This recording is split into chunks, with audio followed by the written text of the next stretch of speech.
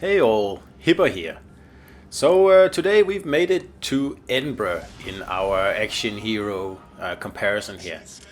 And I think this one was probably one of the easiest ones because Edinburgh, in my mind, is pretty much Sean Connery's version of James Bond, for sure. There are obviously other versions of James Bond out there, like Timothy Dalton and like Daniel Craig, of course, and whatever they are all called. But Edinburgh is Sean Connery in my mind. And first of all, that's because obviously Edinburgh is in Scotland, and Sean Connery is also Scottish. So yeah, makes sense, doesn't it? This is also one of the more refined cruisers, and I wouldn't be surprised if I saw an Edinburgh having a vodka martini shaken, not stirred, every Saturday night. But I don't know if they do, but I wouldn't be surprised. And another thing is that Edinburgh comes loaded with gadgets. Well, not loaded with gadgets, but it has like the pretty standard smokescreen that James Bond pretty much has on all his cars and whatnot. It doesn't have an ejector seat though, so I'll have to go back and complain to Q about that. Now I've chosen this battle here in particular because it is a bit of a reckless battle, I will admit that. And I guess this ship just brings out, well, the even more reckless part of me. Because that 30mm bow and the amazing heel, it just means that you can soak up some insane damage and all the while hitting back, just like James Bond does, I guess. But yeah, like I said, this battle here is a little bit, probably a little bit too aggressive actually. But I wouldn't recommend like playing this recklessly, but I do it in this video, so for the the fun of it, just watch and enjoy.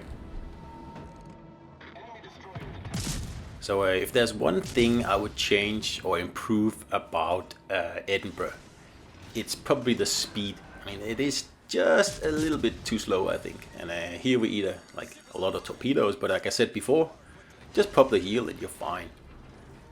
So anyway, back to what I was saying, that I wish the ship was a little bit faster, especially after I've put both rudder inspirations on my build. The speed goes down to about, I can't remember, I think 37 knots, and it is getting into the critical area. Like, I much prefer the speed to sit around 40 knots, but obviously you can't do that if you want double rudder inspirations. You have to give up, well, in this case, my Müller inspiration that gives me 5% extra speed. So that is a little bit of a problem there.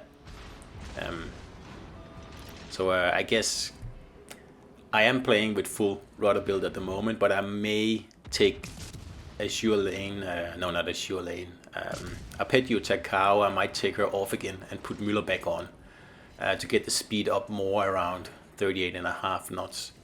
The problem is that it's still not reaching 40 knots, this ship here, and that's what I really want. So it's a bit of a give and take there. Just have to decide, and I still haven't decided completely. I really like double rudder inspirations, but I also like my speed, and it's a difficult choice for sure. So we have a very brazen Baltimore here. He really should just be reversing, and that way I wouldn't be able to torp him. But because he just keeps going straight at me, and of course I can bow tank him easily, and I have torps and he doesn't. So it's a bit of a weird play here, I must say, because I was expecting this guy to just go full reverse and try to like whittle me down that way, which would probably have worked actually, because I am quite low on health. But as it turns out, he decides to take me on within torp range, which is obviously like well, not the smartest play if I was in a Baltimore. And he even shows a nice little broadside there. Don't get a citadel though. So a few torps there, and then we'll continue on. So the Baltimore is down now, and obviously I got a peek at a destroyer just earlier, but as you can see, he's left the cap now. So I don't know if he's running away or what he's doing, so it's a bit of a waste to take him on now, especially since I'm facing this almost full health Iowa here. So I really don't have a choice. I have to take the Iowa out first and then go after the destroyer. I mean, I have my radar ready now, so I just need to get rid of this pesky battleship here, and then we can start to take on the destroyer. And obviously I need my torps in action here. I cannot whittle this guy here down fast enough. I need to get close and take him out very, very quickly. And I do have a heal ready, and I'm using it now because he just needs to hit me once more and then I'll die. So I need as much hit points as I can. And I don't know if this guy doesn't know that Edinburgh has torps or what's going on here, but he seems very oblivious to the fact that I fired torps in like full view of him. But who knows? So I'm trying to get in behind him here, where he can only hit me with one turret instead of 3 turrets. And the same thing I do with Jambards, pretty much any battleship, if I have to take them out this way. So if you sit here in his blind angle, he can only shoot at you with the rear turret, and that cuts down on the amount of damage and abuse your ship has to take. And again, I miss with my torp there. Same with the Baltimore. So that's it for the Iowa, and the DD is also being very brazen, and he gave me a nice high caliber there. And when he's gone, we can take this cap here. So it turns out I don't even need my last radar here to take the destroyer out. For some reason he was spotted all by himself. Not that it really mattered, because if he wasn't already spotted, I would have just hit my radar button then, and provided he was still in range, he would have been an ex-destroyer. So that's it for this flank here, and like I said before, this is like a pretty aggressive play, and it really only worked out this way, probably because the red team wasn't really paying attention. And for example, that Iowa there, I'm not really sure what was going on there, but he sunk. And the same with the Baltimore that decided to charge me. I mean, it's not the smartest play. So like, it's not because that the ship is invincible or anything like that. This was a pretty good battle for me, and a pretty bad battle for the red team.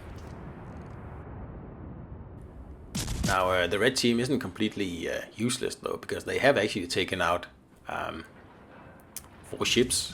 We are only ahead by 1 ship, and they've actually taken out every single of our destroyers. So yeah, it's a bit of a weird battle here. Maybe I'm just lucky. I ran into the less experienced players in this battle here. Who knows?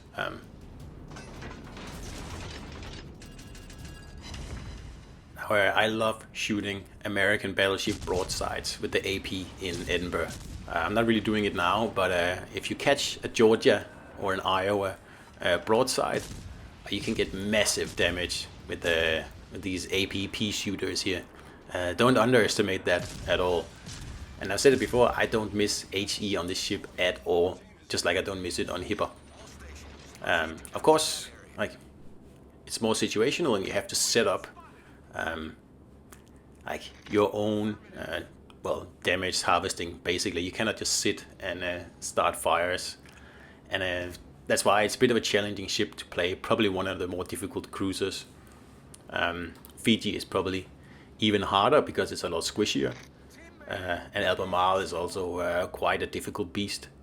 And I think that's why the British cruisers were added quite late in the game here. Edinburgh is, I can't remember when it was added, but it's not that long ago, and Albemarle was added a few months ago. So anyway, that was the Scottish James Bond cruiser Edinburgh, and like Sean Connery's alter ego in this game here.